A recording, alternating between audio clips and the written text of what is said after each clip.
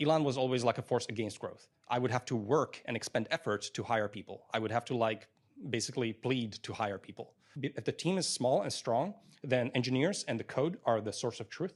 And so they have the source of truth, not some manager, and he wants to talk to them to understand the actual state of things and what should be done to improve it. So he likes very small, strong, highly technical teams. So at big companies, usually you want, it's really hard to get rid of low performers. And I think Elon is very friendly to, by default, getting rid of low performers. So I actually had to fight for people to keep them on the team because he would by default want to remove people.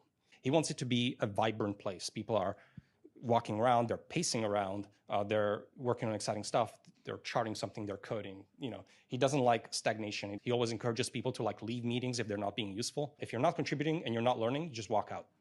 And this is like fully encouraged. He will come to the office, he will talk to the engineers.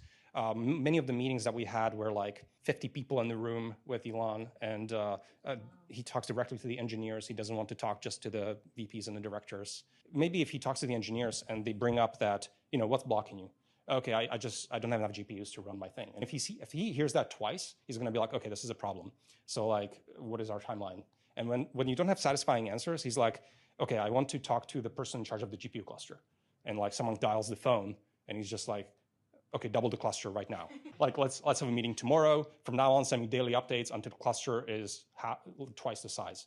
And then they kind of like push back and they're like, okay, well, we have this procurement set up, we have this timeline, and NVIDIA says that we don't have enough GPUs and it will take 6 months or something. And then you get a rise of an eyebrow. And then he's like, okay, I'm gonna talk to Jensen.